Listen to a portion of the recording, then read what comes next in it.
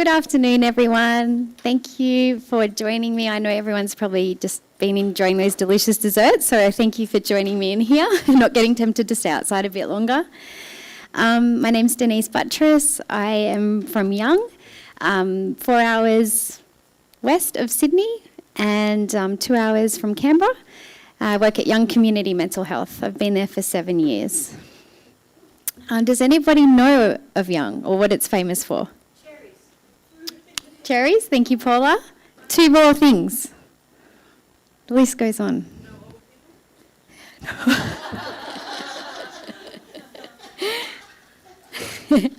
No comment. It is also the first town that had electricity in homes and the street. Thank you, Wikipedia. And it used to sit on a gold mine, so that's how the town became very popular. Other fun facts include the courthouse is now the high school, and the school hall is the courtroom, and the TAFE is a former jail. So I know why I felt it just felt eerie walking through the entrance. But it's a great little town to explore. There's about 12,000 of us there. So I've been working in mental health and school chaplaincy for 7 years. I'm passionate in particular about spiritual health. That's been my healing.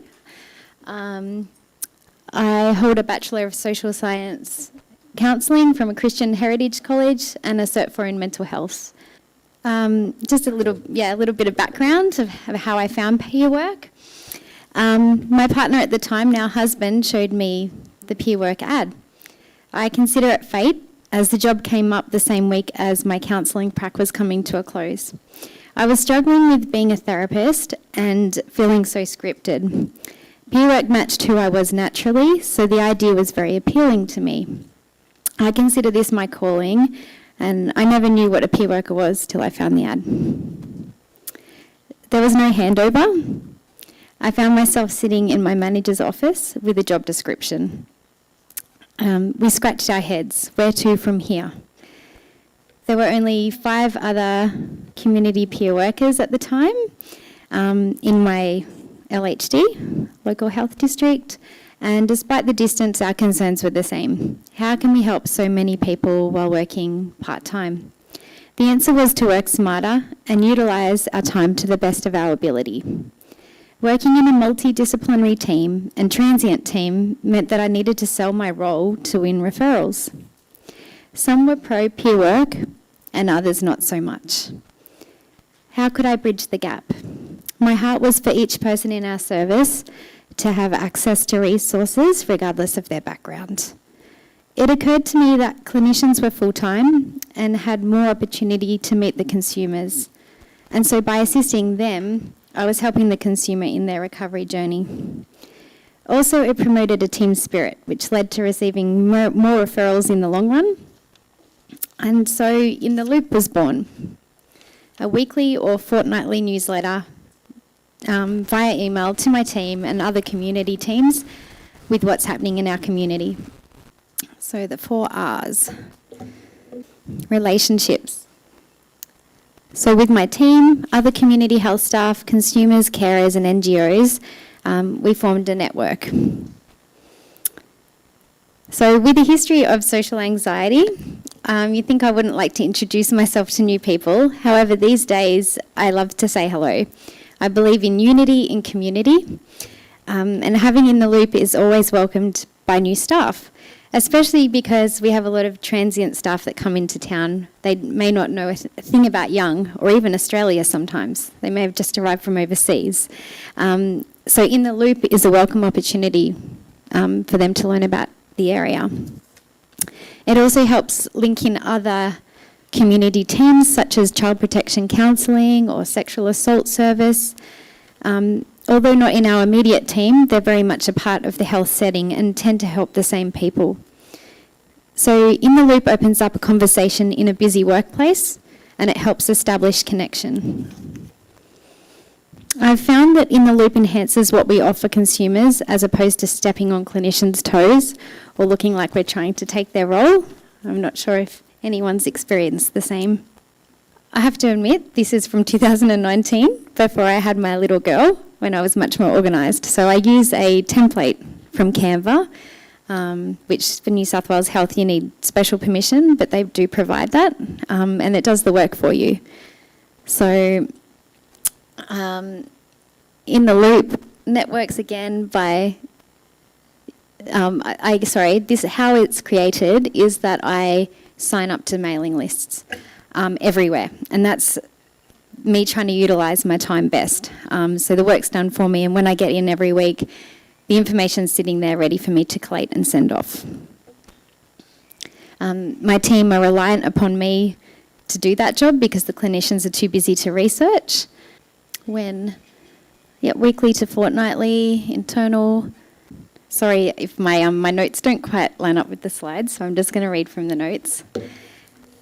And please feel free to put your hand up if you have any questions. I'd love for this to be interactive as well.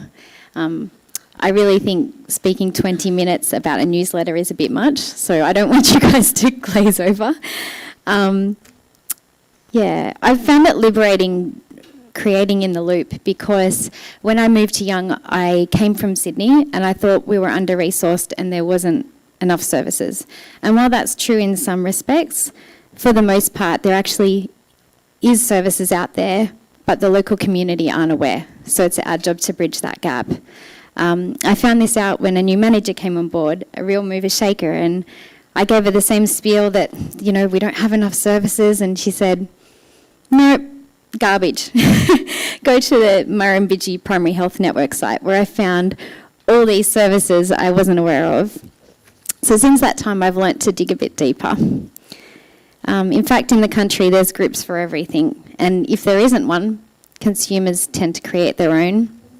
And when that can be part of our job too, to help create those groups. So that's just the rest of the newsletter and canva.com. So as I mentioned, the challenges are the time limitation, working within a clinical environment. I think I've found In the Loop works too because it is black and white, that it's not clinical, it's just information. So I did conduct a survey through SurveyMonkey to see if In the Loop was successful. I was encouraged that 100% said they find it useful and that have used it several times this year. And God only knows how many people they have told. 2 people suggested that I find more resources relevant to all the service areas. Like most of you cover a massive distance. And so we need to cover hundreds of kilometres of services.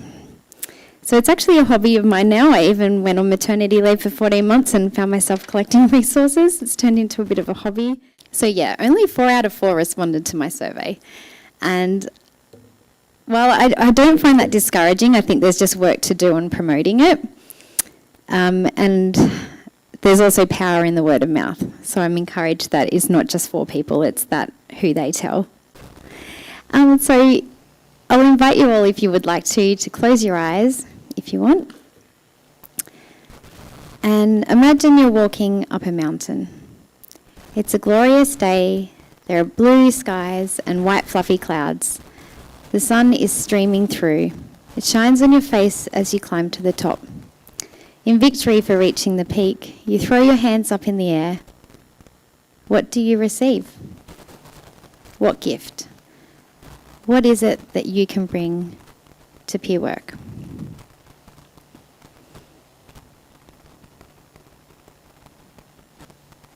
You can open your eyes now. Thank you. That's me.